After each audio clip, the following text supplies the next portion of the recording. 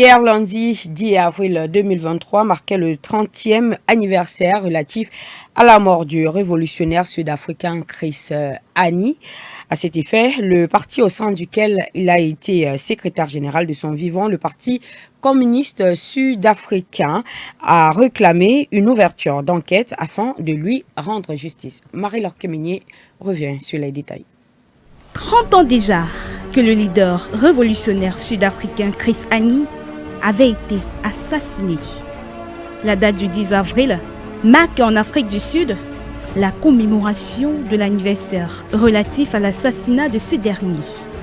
Une date choisie par le Parti communiste sud-africain dont Chris Hani était le secrétaire général pour demander l'ouverture d'une enquête, estimant que de nombreuses zones d'ombre planent encore sur la mort de son leader emblématique.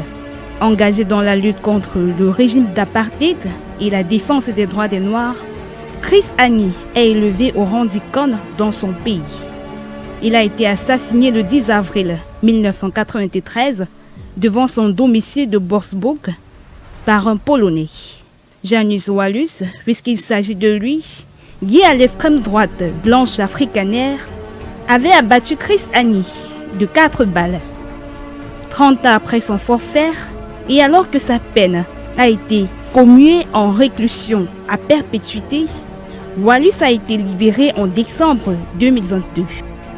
Une libération qui a suscité l'indignation au sein de la classe politique sud-africaine.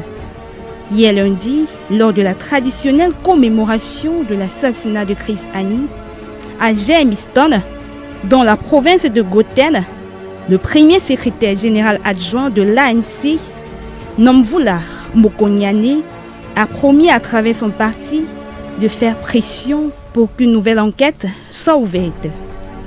Quant à la veuve de Chris Hani, elle a critiqué un système judiciaire qui, dit-elle, a permis à un criminel de poursuivre sa vie alors que celle de son mari a été emportée.